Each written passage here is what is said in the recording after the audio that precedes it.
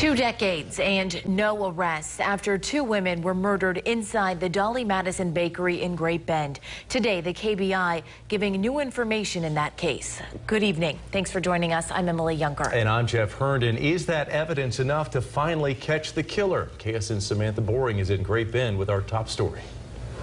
It's been 20 years since Mandy Alexander and Mary Drake were found dead inside of that bakery. The Kansas Bureau of Investigation announcing a male's DNA was found on one of the victims' bodies. But family and friends are not happy with where things stand after so many years of not knowing who did this. There was no new evidence. I mean, it's evidence they've had all along. An emotional afternoon for Mandy Alexander's stepsister. Desiree Worth saying no one understands the depth of pain and anger she's experienced these past 20 years. I am so mad at you guys.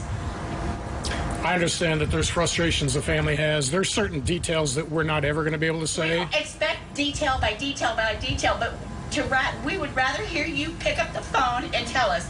Things getting tense with the KBI. Worth wishing they would keep them more in the loop. I had to tell every single one of my nieces that their mom or dad isn't coming home.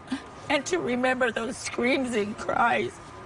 You can't ever overlook that. This DNA found thanks to new forensic technology, hoping to lead to an arrest. We really hope that we can pair that with the right names so that we can check that out and solve this thing. Family and friends say someone out there knows something.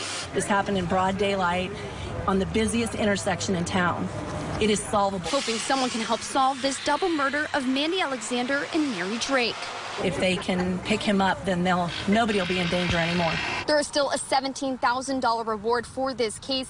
Family and friends hopeful that money can help solve this double murder. The KBI has already collected numerous DNA samples and plans on collecting even more to find out who committed this crime 20 years ago at the Dolly Madison bakery. Here for you in Great Bend, Samantha Boring, KSN News 3.